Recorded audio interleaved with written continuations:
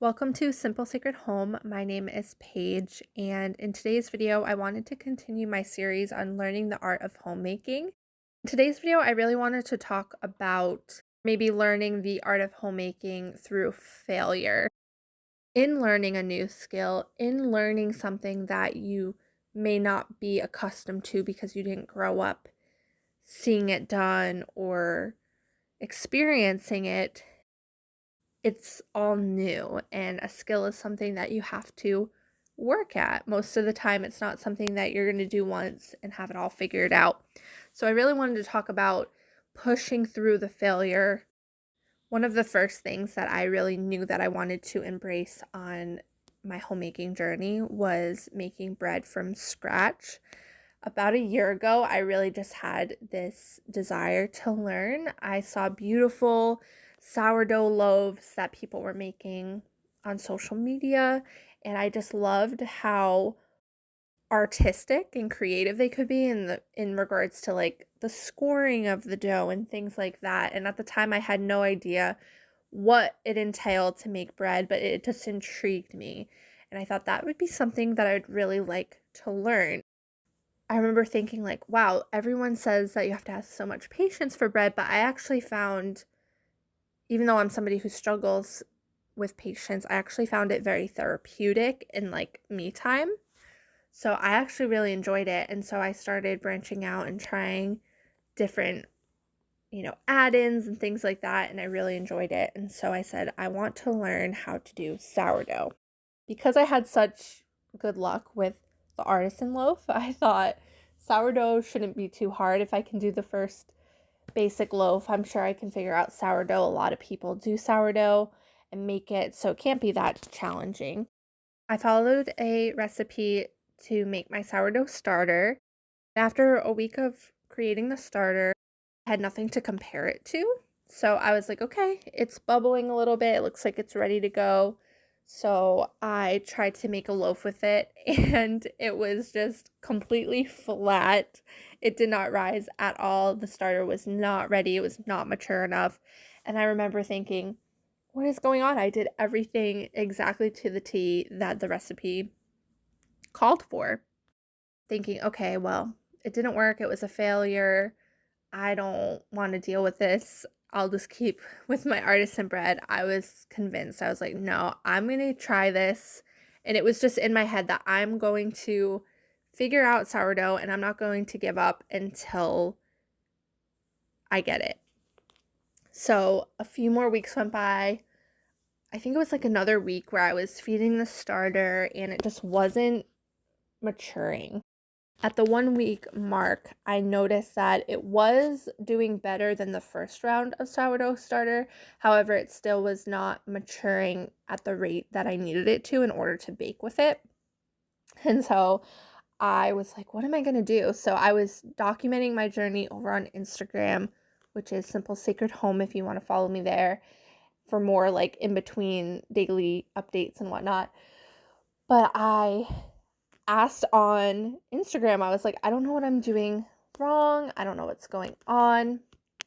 And I figured out there was a couple things. So first of all, my home was pretty cold because we live in New England and this time of year is just really, really cold. So I was using, because when you're doing a starter, you want to use filtered water.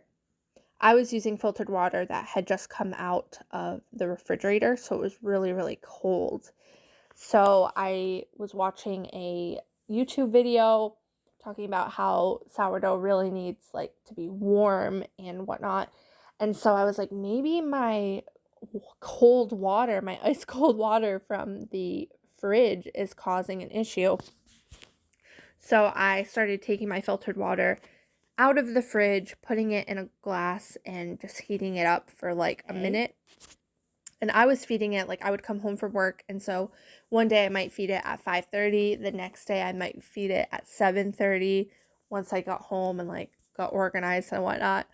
And so I was like, oh, that could be causing an issue. I didn't think a couple hours difference would make a difference, but my friend said, yeah, it really can make a difference. So try to feed it at the same exact time every day.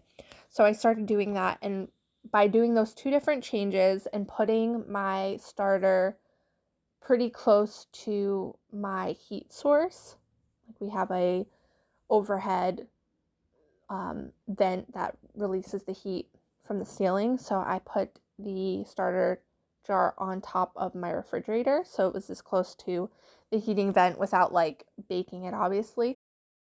So once I figured out those little, things that if you're starting out, you would not know, I was able to get the starter going. And my first loaf, I just did a 1/2 moon score. I didn't do any fancy designs or anything like that. And it came out awesome. I was so excited about it. So from that point, I just started making sourdough. And now I'm at the place where I'm very, very still at the beginning stages. I've made sourdough for the first time just a month ago, to be honest, like the first time that it was successful.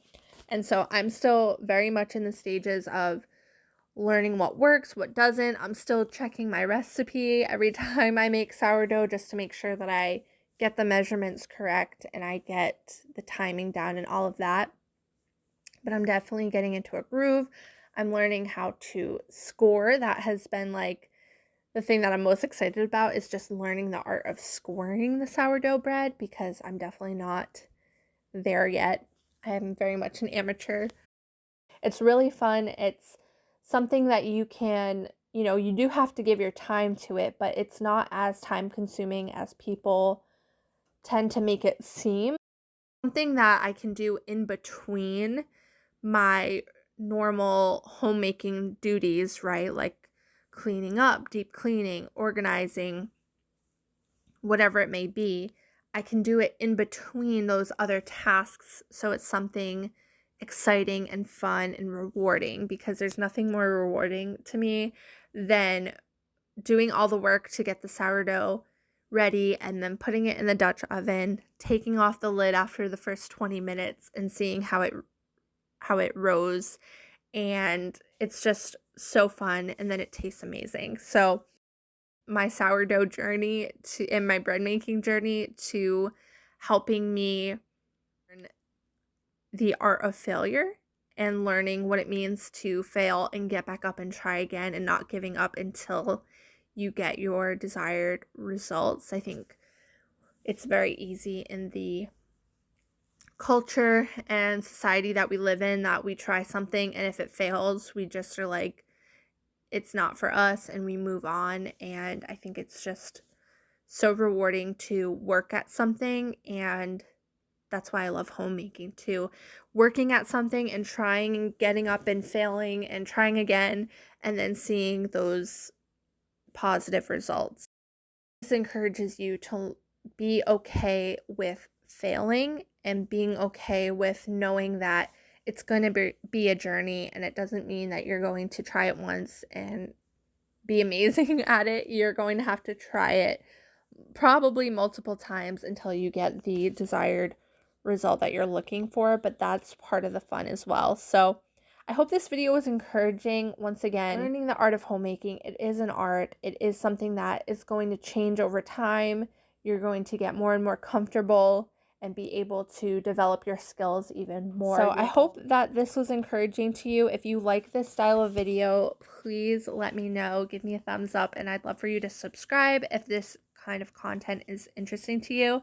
Next week, I'm going to be sharing a video all about how I prepare in advance for hosting at my house, having a gathering at my house, and I hope that that will be really helpful to you. So if you want to see what kind of goes on behind the scenes before I host an event, all the things that I think through and how I plan and prep, I would love to see you next week for that video.